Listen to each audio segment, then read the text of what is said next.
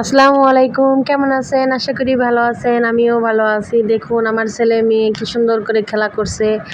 আমার মেয়েকে আজকে চুলগুলো অনেক সুন্দর করে লাল হলুদ ফিতা দিয়ে বেঁধে দিয়েছি। দেখুন তো কেমন হয়েছে। আর এদিকে আমার ছেলে বলটা পোলাচ্ছে, খেলবে। এরা বাইরে চলে এসছে। হ্যাঁ, আমার মেয়ে মন খারাপ করে চলে যাচ্ছে, কেন বলটা এরকম নষ্ট হয়ে গেল। আমি আবার তাকে ডাক দিলাম, আসো বলটা ফুলে ফেলেছে তোমার ভাইয়া, এবার তুমি খেলা করবে।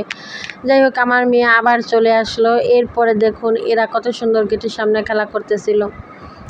প্রত্যেকদিন বিকালবেলা বাচ্চাদেরকে নিয়ে যদি এরকম বাড়ির সামনে যদি একটু বের হন, তারা হাঁটাহাঁটি করে, খেলাধুলা করে, কিংবা তারা ঘোরাফেরা করে, তাদের অনেক অনেক অনেক ভালো লাগবে। হ্যাঁ, আর যদি এরকম ঘরে বন্দি করে রাখেন তাহলে ভালো লাগবে না।